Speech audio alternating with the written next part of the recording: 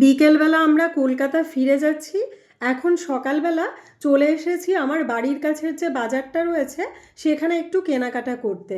এখন এসেছি একটা শুটকি মাছের দোকানে।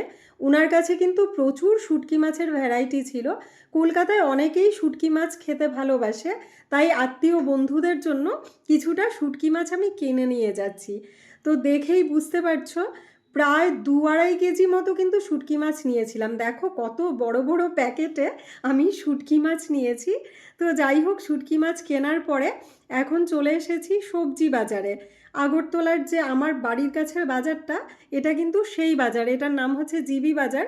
আর এগুলো হচ্ছে বিলেতি ধনেপাতা, এগুলো একটু নিয়ে গেছিলাম। তারপর চলে এসেছি আনারস কিনতে।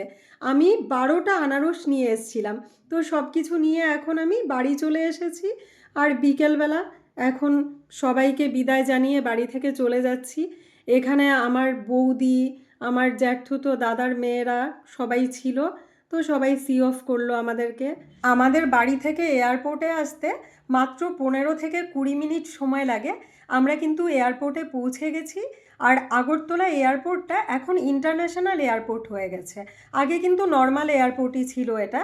আর আমি যখন ছোট ছিলাম না, তখন এয়ারপোর্টটা এত ছোট্ট ছিল, কিন্তু ভাল লাগতো খুব। তো যাই হোক, এয়ারপোর্টের এই সাজানো গোছানো রূপটা দেখে খুবই ভালো লেগেছে।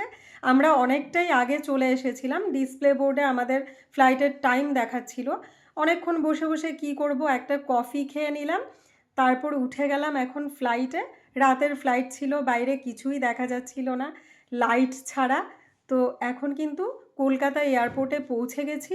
কনভেয়ার বেল্ট থেকে লাগেজ কালেক্ট করে নিয়েছি।